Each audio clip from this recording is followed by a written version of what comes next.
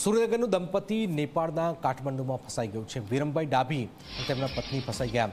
બંને વિડીયો બનાવી તંત્ર પાસે મદદ માગી છે। 4 સપ્ટેમ્બરે જનકપુરી થઈ કાઠમંડુ પહોંચ્યા। જોરાવરનગરનું દંપતી હાલમાં હોટલમાં સુરક્ષિત પણ છે। અનેક ગુજરાતીઓ ફસાયા છે, જેમાંના આ કેટલાક ગુજરાતીઓ ફસાઈ ગયા છે અને સુરક્ષિત પણ છે। અમે સુરેન્દ્રનગરથી પશુપતિનાથ દર્શન માટે આવેલા હતા। 4 તારીખે અમદાવાદથી નીકળી અને કાઠમંડુ 9 તારીખે સવારે પહોંચ્યા।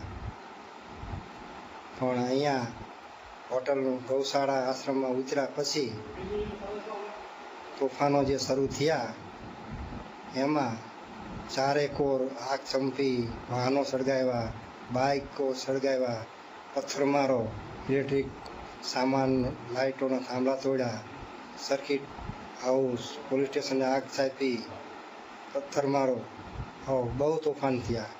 ચારે તરફ ધુમાડા ગોટે ગોટા હતા।